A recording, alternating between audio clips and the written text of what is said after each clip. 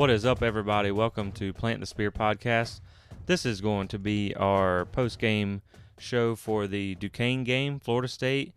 Let's get excited, guys. Florida State is 1-0 for the first time since 2016, and let me tell you, it feels good because I've been to the last couple of season openers prior to Notre Dame, and it just you get tired of your season being over after, well, not over, but disappointing after game one. So, there's reason to be excited in Tallahassee. Florida State dominated Duquesne. I know there's some things that need to be improved on, some things that people are going to kind of point a negative light at, and that's okay because it's game one. Things like that are going to happen. You were missing a lot of key pieces that weren't there that I think really would have cleaned things up a little bit. Florida State won 47-7. Obviously, a 40-point victory is great. They didn't cover the spread, but in my opinion, if Florida State had pressed, a little harder, if they took the starters out pretty early, because they've already been getting bit by the injury bug, which is something we'll speak on later. But if Florida State really would have tried to lay on the gas for a little longer, I think it would have been, they could have really realistically maybe hit 60. But they seemed to run the ball a lot. It was a very vanilla game plan for them. Obviously, you don't want to show LSU much. Defense was kind of the same way. They weren't really running many blitz packages. They weren't really running many exotic fronts or anything like that. They were just kind of playing straight up because they knew Duquesne wasn't really going to be able to move the ball a whole lot. I want to say going into halftime, they had maybe, I think it was less than 90 yards of offense. Florida State was over 350 yards. To finish the game, Florida State had over 600 yards. And let's see, Duquesne had 164 total yards. Florida State had 638. So, it really was an absolutely dominating performance. I know it's against Duquesne. It's supposed to be that way. This was exactly what you were supposed to do against a Duquesne team. There's some things that need to be cleaned up going into next week for certain. I will say when they first started out, they were a little slow to really kind of find a rhythm. And I got concerned early on, I'm not going to lie. Not that they were going to lose to Duquesne or anything, just more about next week and the matchup with LSU. But I think they did find some rhythm. But this was one of the reasons why we said that this game was so important, was obviously not win-loss-wise because you assumed they were going to win. Now, of course, if they would have lost, it would have been vastly important. But this game was so important because for Florida State to go in and beat LSU, I think this week 0 game is so underrated to be able to shake that rust off, to be able to figure some things out, to be able to get some guys some confidence who haven't really played a whole lot, and that was something that you were able to do. Of course, keep in mind Florida State was missing a lot of pieces. Ontario Wilson was out, Amarion Cooper was out, Maury Smith obviously is out. You had Johnny Wilson left early. Hopefully he's okay, and looks like his ankle got rolled up on. Hopefully that's not too serious. Darius Washington left early too. Hopefully his is minor. Both of those guys were said to be walking around on the sideline afterwards.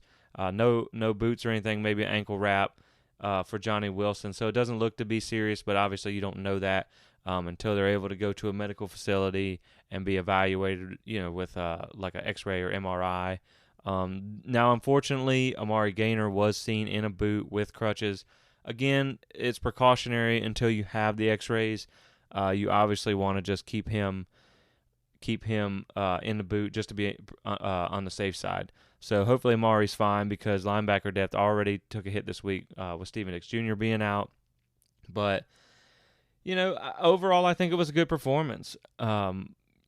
It was week 0 against a scrappy little Duquesne team who really didn't do anything. So I think there was a lot of positives to be taken from this game.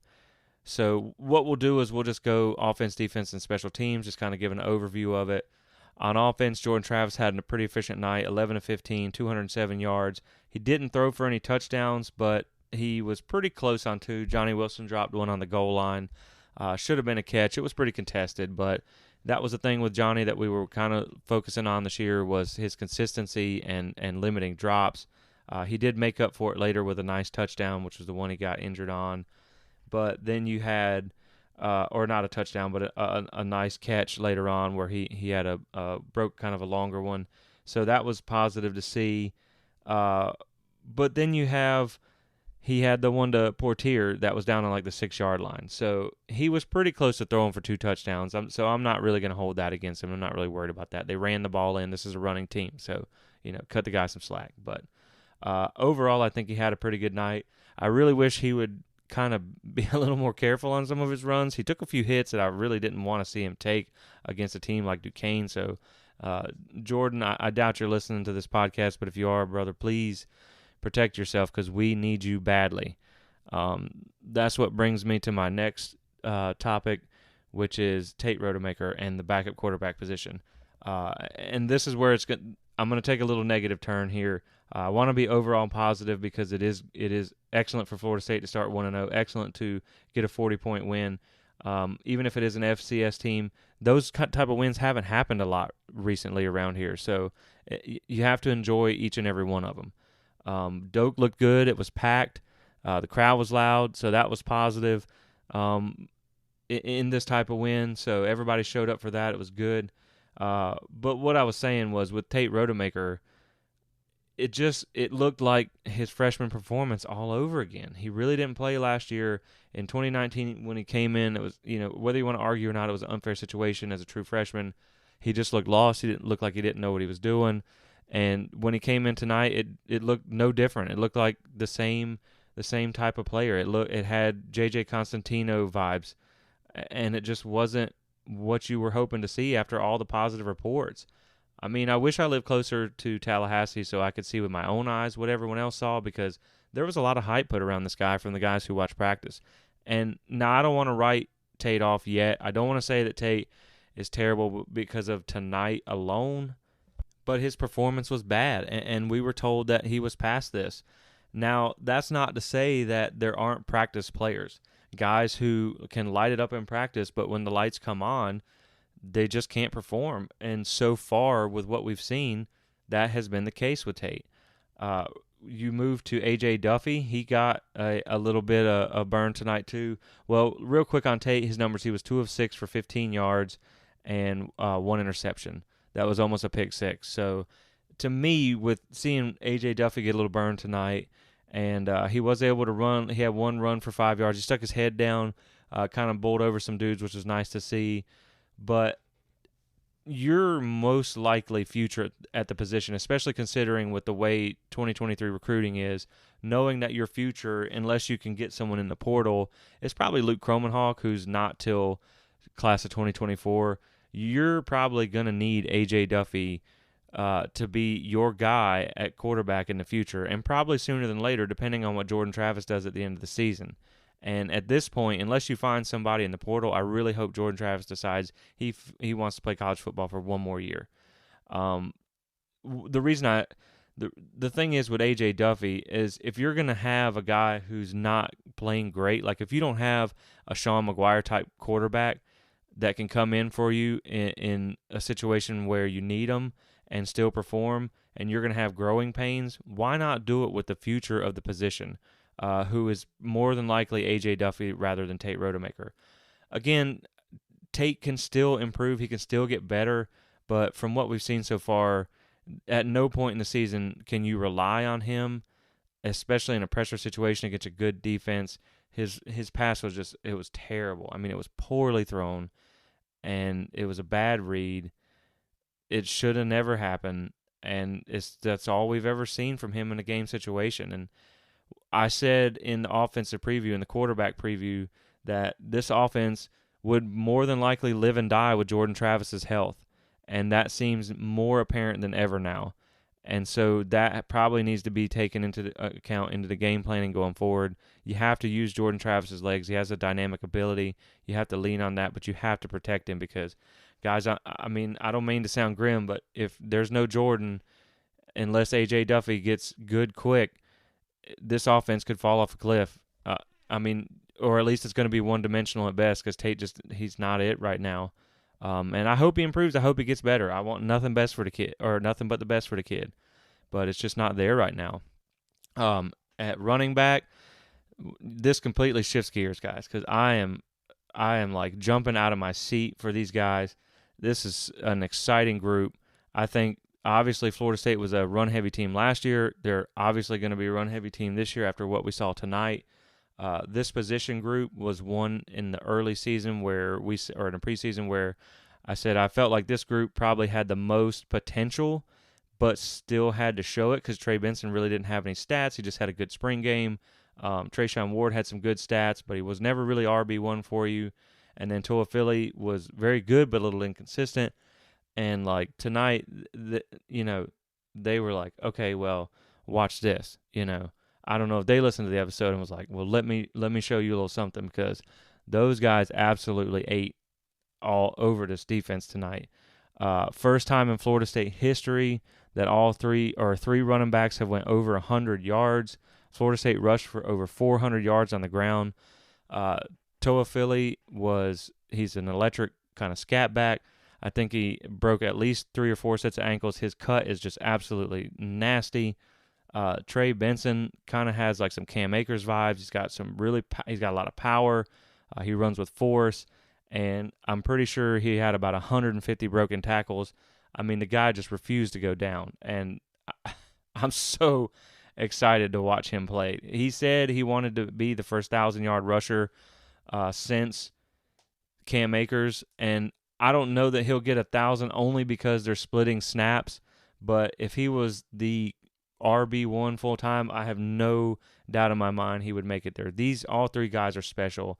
This is who you want to build your team around, build your offense around, and if nothing else, at least you have good depth too, because you have 3 guys who equally look good. Like I said, I wouldn't even put it 1, 2, and 3. I would have called it 1A, 1B, and 1C, and the impressive that they had, or the performance they had was very impressive.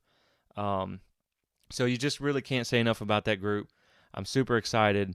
So Trayshawn Ward had 14 carries, 127 yards, 9.1 average per carry, 2 touchdowns. Benson was 11 carries, 105, 9.5 yards per attempt, 1 touchdown. Toa Philly was 13 carries, 101 yards, 7.8 yards per carry, 1 touchdown, all very good.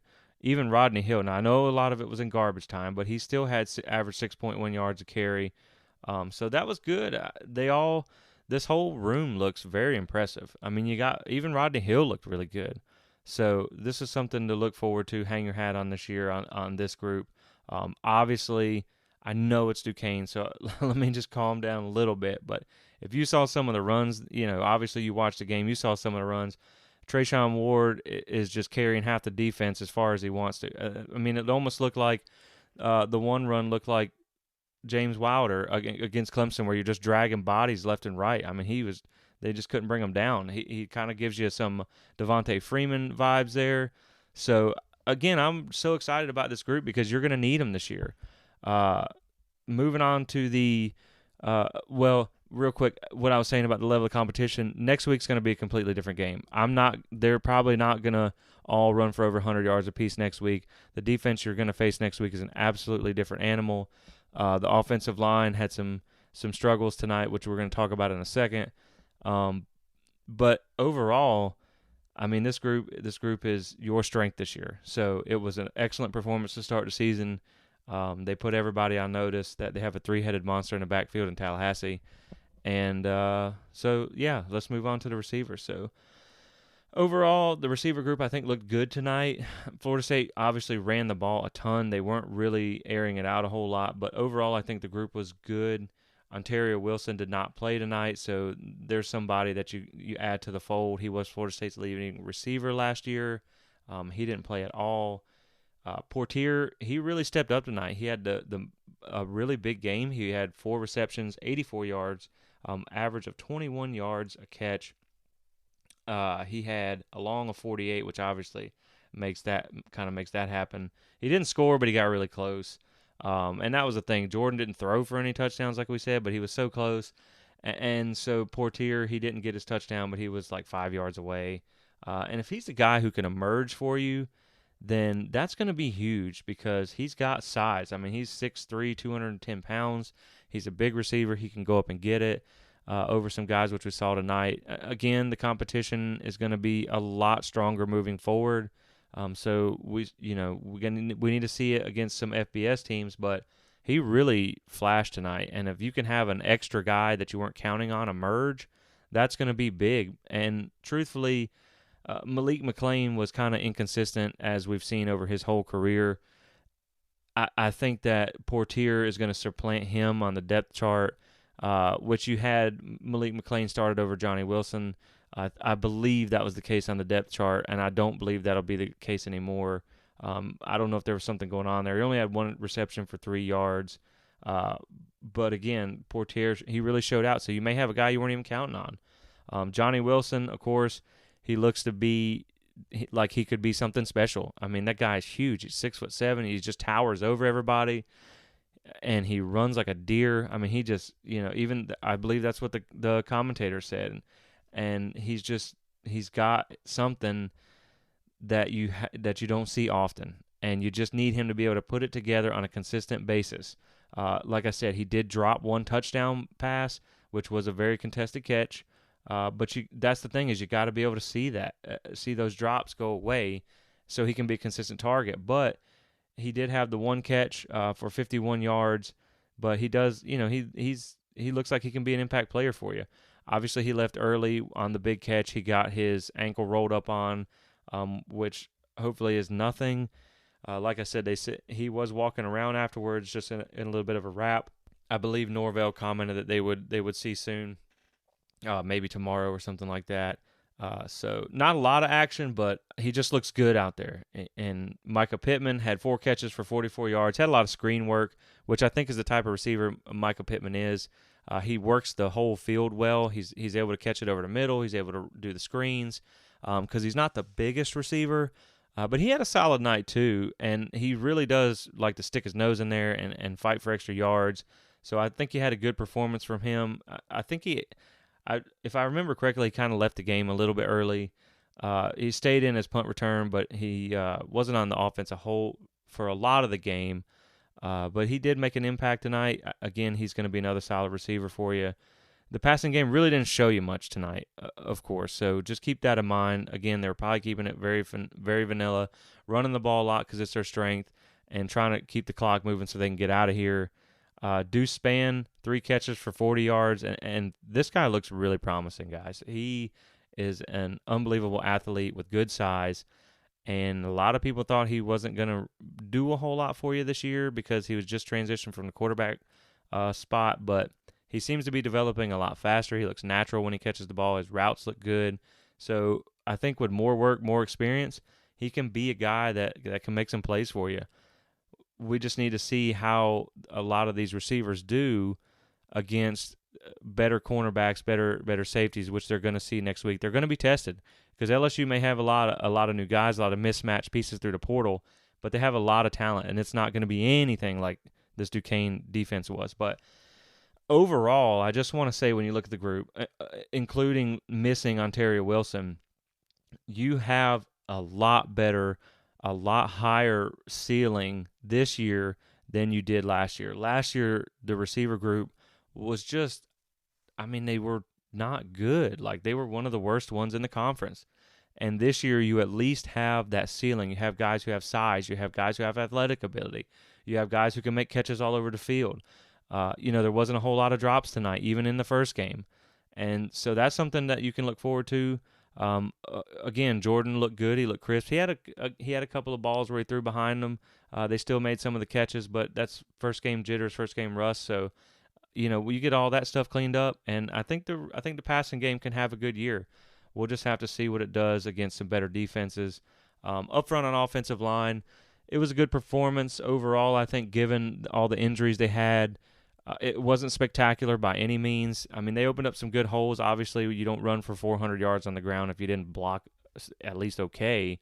I think Jordan didn't have a ton of time back there in the pocket. They were able to get some push on you.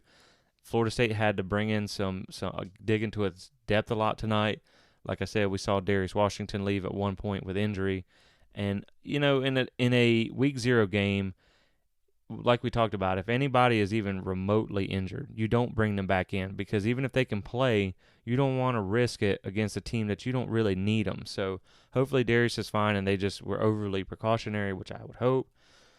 And from the performance I saw, I mean, we even saw Dylan Gibbons at center at one point. Luckily, the snaps weren't necessarily pretty, but they weren't terrible either. But I'm not gonna blow sunshine on you guys. I'm worried about next week and Florida State's line being able to block LSU's front. They should have easily overpowered Duquesne's line, like it was nothing. And now they had a couple of guys on their defensive line that were their best players. So I will say that, like the best players on Duquesne were some of their defensive linemen. But they were able to do some things tonight that you have to realize when you play a team that's got a talent level on the front seven like LSU has, it could be a problem. And this is something that's going to have to get cleaned up. I really, really, really would love to hear news that Maurice Smith is back next week and that Darius is fine, because the injury bug has bit Florida State already, and it's starting to get into its depth.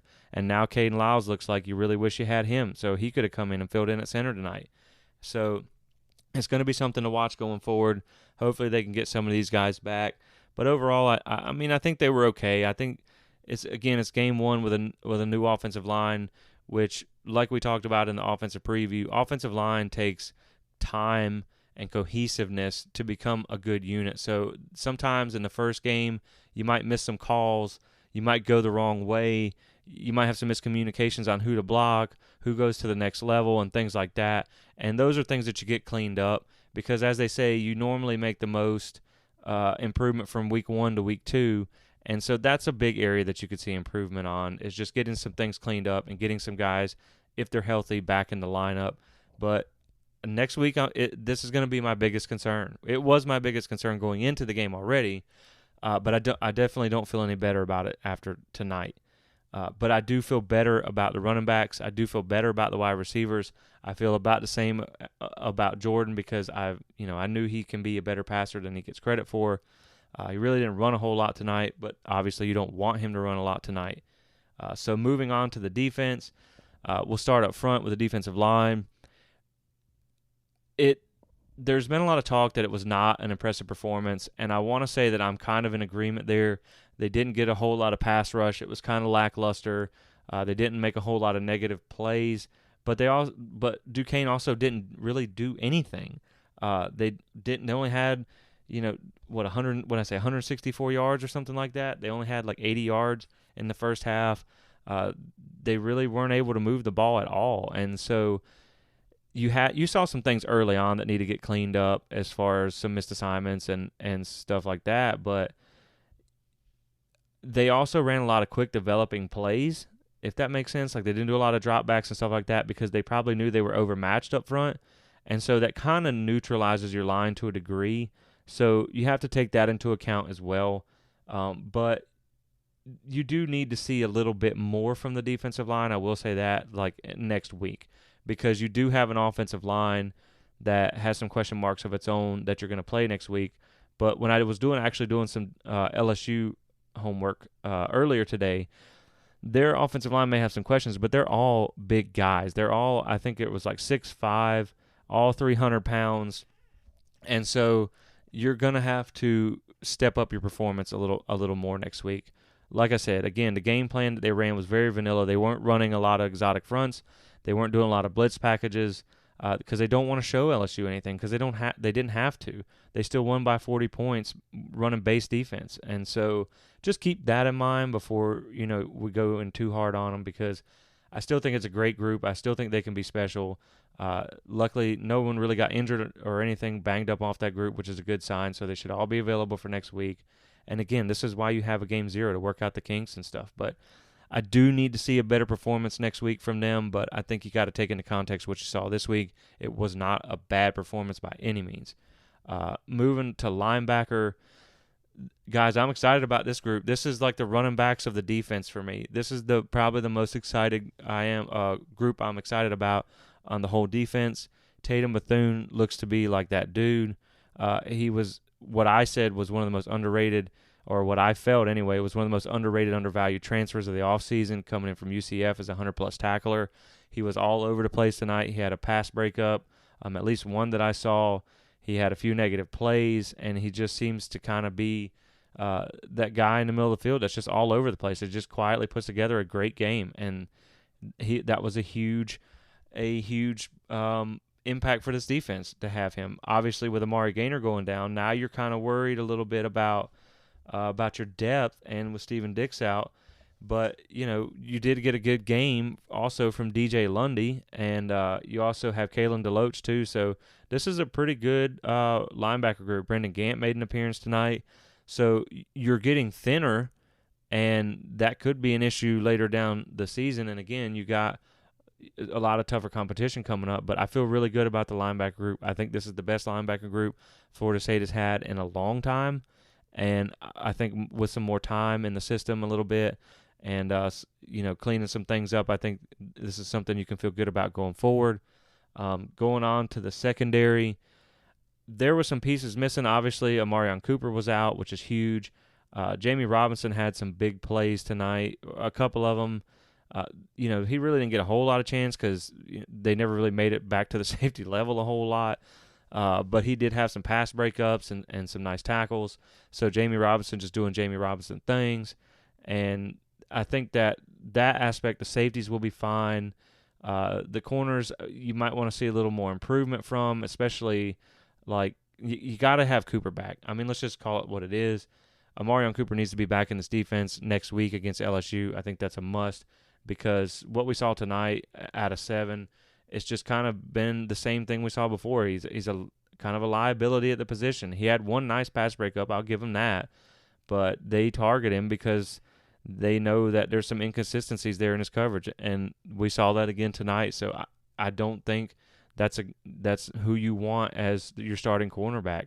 But overall, I think once you get all the pieces back, again, tonight's that night that you work out the kinks. You get everybody lined up correctly. You get all the signals hammered out and everything.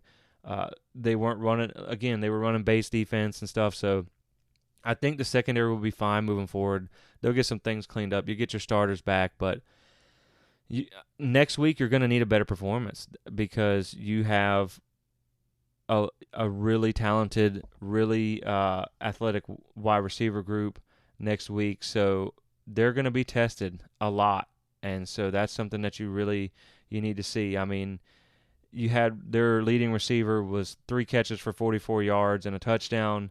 Kind of came in a chunk play. Obviously, they didn't do much through the air, so I'm not saying that it was a bad performance by the secondary, but the quality receiver you saw tonight this is the position group where outside of maybe the front 7, where you're going to see the biggest jump in opposing talent in week 2 is going to be the LSU wide receiver group because this is going to be a really talented group. So you're going to need Marion. Well, I was thinking about who I'm about to say next week, but you need a Marion Cooper back because of Kayshon Boutte. You can't have 7 covering him, or you're going to be giving up touchdowns a good portion of the night. You need a Marion Cooper to be able to go out there and cover Boutte, and even that's going to be a challenge. But so hopefully he's back for next week. But overall, I think the secondary did okay. Overall, the defense is good. I'm not trying to sound negative by no means. I'm extremely happy with the performance that the defense had. They didn't even give up 200 yards, so that's a positive. But they dominated like they should have. There's just some things that you need to be cleaned up for next week. There was some dumb penalties. Speaking of the player with the dumb penalty on the sideline that cost you 15 yards and a first down for a late hit, that was absolutely there was no point in it. I mean, there was just no point in it. Of course, Mike Norvell got on him, which is good to see. But that's something that next week you can't afford to give LSU 15 yards and a first down in plus territory. That could end up costing you, maybe even the game in a tight game. So you got to clean that stuff up. But I will say one other thing I want to comment on is Norvell's intensity tonight. I think it was good to see at the end of the half. He was trying to call timeouts and get the ball back, maybe block a punt, get some extra points. He was super aggressive with that. He was kind of fired up a little bit. It just seemed intense during his halftime interview. Some things he was disappointed in that they wanted to get cleaned up because I think he expects a lot out of this team. So I did like seeing that tonight. You just want to see him focused and locked in, and I thought we saw that, and that was good. So, this team had to be looking towards LSU a little bit. I mean, there's no way around it. Obviously, you want to beat Duquesne. they had to have in their back of their mind last year the Jacksonville State loss. So you got to come out and beat a team like this. But I'm sure there was a little bit of look ahead to LSU. I mean, how can you not? So you hope at least maybe that was a little bit of the influence besides just being the first game. And the intensity level will be all that more next week. As far as special teams goes, you didn't really see anything out of the return game. They kind of fumbled one little bit. Well, not fumbled it, but they bobbled the kick a little bit. At least they got it back. You didn't really see anything by way of returns. Sam McCall had 2 kick returns for 26 yards. Punt returns, they had 7 yards to return. So didn't really impress you. The punts weren't that great, though, so there wasn't like there was a lot of – it was a long punt where Micah Pittman had – he was covered almost by the time he caught the ball because it wasn't exactly a long punt. But he did catch them, and that is what you want to see at least as a sure-handed receiver back there. I will say I think the kick coverage tonight was night and day from last year. Those guys are head hunting on that side of the ball, which was something I was really happy to see because special teams was so bad last year, including kick coverage. I think that looked 100 times better. Of course, you're going to have a lot better athletes to do it against next week, but that's a positive as well. Kick coverage was great tonight. As far as kicking, Fitzgerald was 2 of 2 on his field goals, 5 of 5 on extra points, so that's positive to see. They were both short field goals, but again, it gives you some confidence going into next week, and it was nice to see him nail all his kicks. Mastromano only had 1 punt, but it was a 52-yard punt, and it was down inside the 20, like right around the 5. So at least he got him 1 punt in tonight. You knew you weren't going to punt a whole lot, but it was a good one that he had. So that's positive going into next week. So, again, there was some, to kind of wrap this up, this is an unedited post-game show, so I'm just going to give my final thoughts wrapping up until we get a chance to actually dig into the film and see some more of the advanced stats and things like that. And so in the next episode, we'll kind of give a little further in-depth review of what we learned before we preview LSU. But just my overall thoughts tonight was you saw the first game rust there, I think, early on, and I think there are some things that could be improved and cleaned up, but overall it was a good performance. I think offense was effective the way they needed to be. I think defense dominated a team that they should have. You have a lot of positives. I think you saw some guys emerge. I think you have to keep in mind it was a vanilla game plan with a lot of guys out, but overall it was a really good performance. It felt good to get a win in front of a nice home crowd, and now you get some momentum going into next week against LSU. And like we talked about, this was why this game was so important, because do I think they would have beat – now this is, of course, not seeing LSU, but do I think their performance tonight would have beat LSU? Maybe not, but you get this game now you have film to look at, you have some adjustments you can make, you now have some kinks worked out, and that really plays well into next week. That gives you an advantage that LSU does not have. That's why even against Duquesne, this was a very important game, and I think they had a good performance, and hopefully they'll get what they need to get cleaned up. But you don't learn a whole lot from this game. I can't say that I really feel much better or much worse after this one. I don't think we learned a ton. Like I said, I think the past game has a higher upside than maybe I thought, but did about what I expected. I think the running game was far superior to what I expected, even with high expectations. I think blocking is going to be a concern, but could possibly be okay if they get all the starters back. Defense need to see a little more out of the pass rush. Can't wait to see them open the playbook a little bit more, start running some blitz packages, because I think that'll really open things up on the defense that we just didn't see tonight. But overall, it wasn't a bad performance. So that's going to be it, guys. That's just kind of my overall thoughts. I think it was still a good performance, a good win for Florida State. 47-7 over Duquesne. Mike Norvell gets his first season opening win. Florida State gets the first season opening win since 2016. It's all smiles for me, guys. I'm just looking forward to the LSU game next week. Hopefully they can really bring their A game. Like we mentioned, they say the most improvement comes from week 1 to week 2, and you got that week 1 to week 2 where LSU didn't, and so that's another reason why I'm excited. But they're going to need to bring their A game. They're going to need to fire on all cylinders next week, because LSU is going to be a night and day compared to what they saw tonight. But I'm not selling or buying anything after tonight, but again, it was a good feeling win, and I'm glad that they were able to handle their business.